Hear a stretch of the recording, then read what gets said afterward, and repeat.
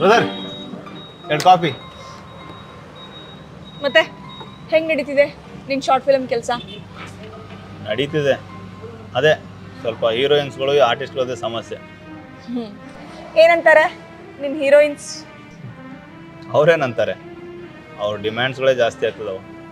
Means ನನಗೆ ಇದೇ ರೀತಿ ಹೋಟೆಲ್ ಬೇಕು, ಇದೇ ರೀತಿ ಟಿಫನ್ನು ಊಟ ಬೇಕು, ನನಗೆ ಇಷ್ಟೇ ಪೇಮೆಂಟ್ ಆಗಿರಬೇಕು, ಇಷ್ಟಿನ ಮೇಲೆ ಶೂಟಿಂಗ್ ಮುಗಿಬೇಕು, ಇಂಥವೆಲ್ಲ ಅಂದಾಗ ಸ್ವಲ್ಪ ತಲೆ ಬಿಸಿ ಆಗುತ್ತೆ. ಹಾಗಂತ ಅವ್ರದ್ದೇನು ತಪ್ಪಿಲ್ಲ, ಅದು ಕಾಮನ್.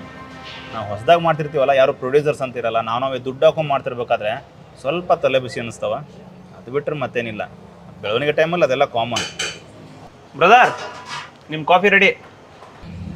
ಕಾಫಿ ತರ್ತೀನಿ.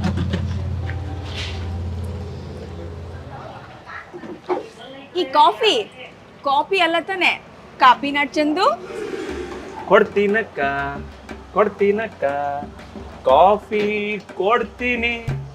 ನಾವು ಕಾಲೇಜ್ನಲ್ಲಿದ್ದಾಗಲೇ ಕಾಫಿ ಮಾಡಿಲ್ಲ, ನೀವಾಗ ಮಾಡ್ತೀವಾ? ನಮ್ದೇನಿದ್ರು ಓನು, ಅದಕ್ಕಂತಾನೆ ಇಲ್ಲಿ ಬಂದು ಟೀ ಮುಚ್ಕೊಂಡು ಟೀ ಮೇಲೆ ಮುಚ್ಚ್ರೋ ಹಣ ಬೀಳುತ್ತೆ. ಎಲ್ಲರೂ ಬಂದು ಕಾಫಿ ಕುಡಿಯೋದು. ಅಲ್ಲ, ಈ ಸಿಗರೇಟು ಗುಟ್ಕಾ ಮಾರ್ತಿರಲ್ಲ, ನಿಮ್ಗೇನ್ ಅನ್ಸಲ್ವಾ? ನೋಡಿ ಮೇಡಮ್, ಈ ಹುಡುಗರ ಲೈಫ್ಗೆ ಹೊಗೆ ಹಾಕಿ ಅವ್ರು ಹೊಗೆ ಬಿಡೋ ಥರ ಮಾಡ್ತಿರಲ್ಲ, ನಿಮ್ಗೆ ಏನು ಅನ್ಸಲ್ಲ, ನಮ್ಗೆ ಯಾಕೆ ಅನ್ಸ್ಬೇಕು? ಅದಕ್ಕೆ ನೋಡಿ, ಈ 90% ಬಾರ್ಗಳೆಲ್ಲ ಹುಡುಗಿರ ಹೆಸರೆಲ್ಲ ಇರುತ್ತೆ. ದೋಸ್ತೆ ಶಾಂತಿ ಬಾರಿಗೆ ಬರ್ತೀನಿ. ಬನ್ನಿ ಇಲ್ಲಿ. ಕಲಾವಿದನ ಬೆಲೆನೇ ಇಲ್ಲಪ್ಪ. ಕಾಫಿ ಕುಡಿ ಬನ್ನಿ.